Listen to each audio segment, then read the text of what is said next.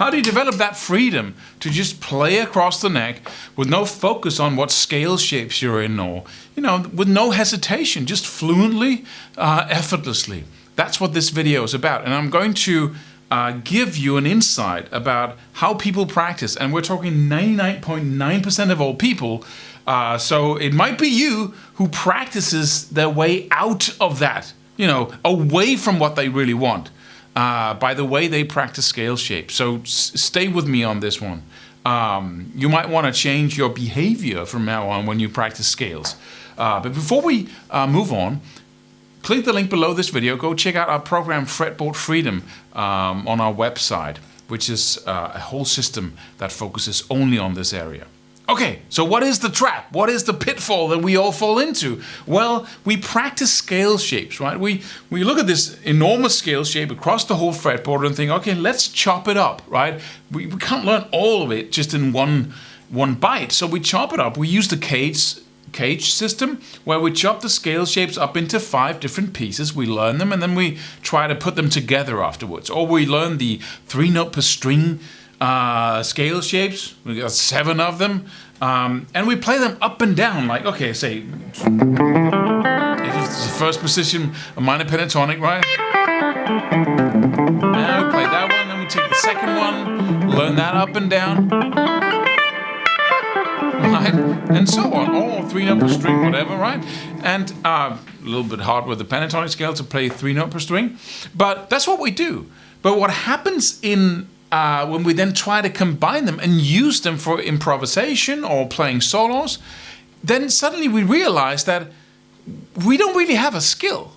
We thought we did. We thought, okay, I know the scale shape now, but I can't use it. And I just, banged my head against that problem over and over again until I realized that there are 2 ways of remembering stuff when it comes to scale shapes.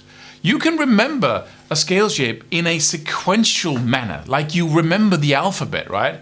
How do you remember the alphabet? You go A, B, C, D, E, and so on. But what if I told you I wanted the 10th letter in the alphabet? Tell me now.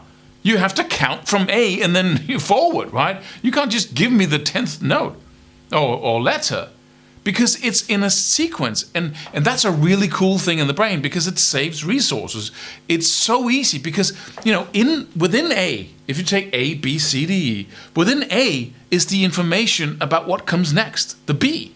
Within B is the information about what comes after B, which is C, and so on. So you have to go in that direction. You have to follow the order in order for you to remember the whole sequence. You can't just jump in the middle and go back and forth. Okay, say the alphabet from behind, right? In the opposite direction. You can't, because it's all stored in a sequential string of information where one piece of information releases the next and so on.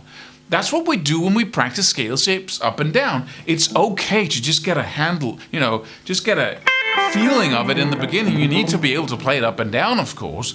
But if we continue like that, we will build that into our fingers and into our nervous system and into our mind. And what we want to aim at is a visual understanding of the scale shape. We want to be able to see it like that with no hesitation, right? We don't want to be able to go, it's cool enough, right? To be able to do that. But as soon as possible, you want to shift from a sequential way of remembering the scale shape to a mixed, like a sphere. Like, say you're in a room, like in your apartment, your house, your flat, whatever you want to call it. Just close your eyes and tell me where everything is in your apartment. See, that's not stored sequentially. That's stored in a 3D way where you can go into the kitchen, you know exactly where things are. You can go to the living room, wherever you want to be, you know exactly where things are. This is the way we want to remember the scales or the scale shapes. We want to be able to stand at any point and then look in any direction, and we can see where things are, right? In a 3D perspective, instead of the sequential way of remembering stuff. And you want to teach your fingers the same thing, because that's where the hold-up is. That's where the error exists, is that your fingers want to go to the next level or the next step in the scale or the alphabet. if you will. And that's also the main cause of the problem why, once we have been practicing scales, can't seem to get out of playing the same up and down, right? So when we play solos, we go... right? We go up and down the scale like that because that's what we taught our fingers to do.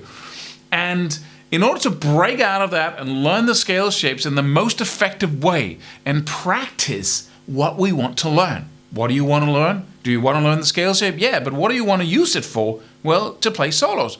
Okay, so you want to shuffle the notes around, right? You want to play different intervals within the scale. You want to play...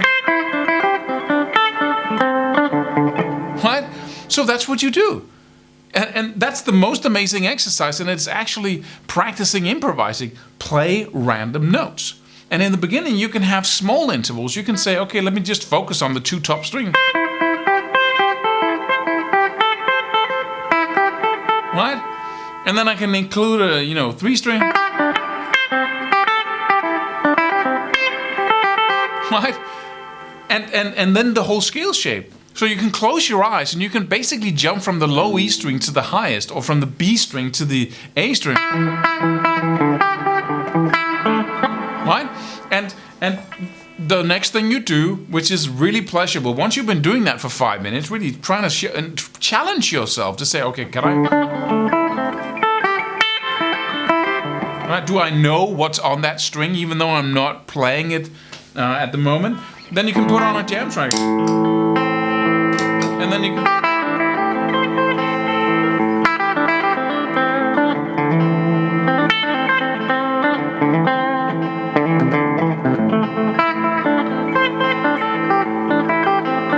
right? And you can play little games with yourself where you say, I'm not going to play every other string. So I'm starting on the high E string. I'm not going to play the B string, only the G. I'm not going to play the D, but the A, right? So you don't play every other string, and then you force yourself to...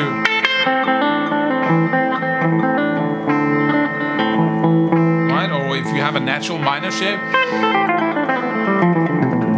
do the same thing. Then we have a little position shift there in the natural minor. That's an extra challenge.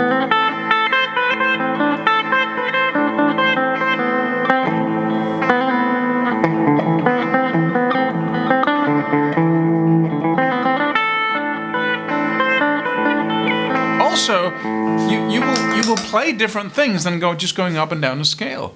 If you can jump from up and down the scale, that's the starting point. You play that a couple of times until you got a good handle of it, and then you move on to shuffling the notes around. And you might want to start on just 2 or 3 strings, so you don't so it doesn't become too overwhelming when you look at the shape. And it's better to practice 2 or 3 strings than all of the strings and not feeling overwhelmed and really gaining mastery. So you know where every single note is, and you try to focus on the fact that you want to be able to reach every note there is in the scale from every other note. So you go, if I play this note,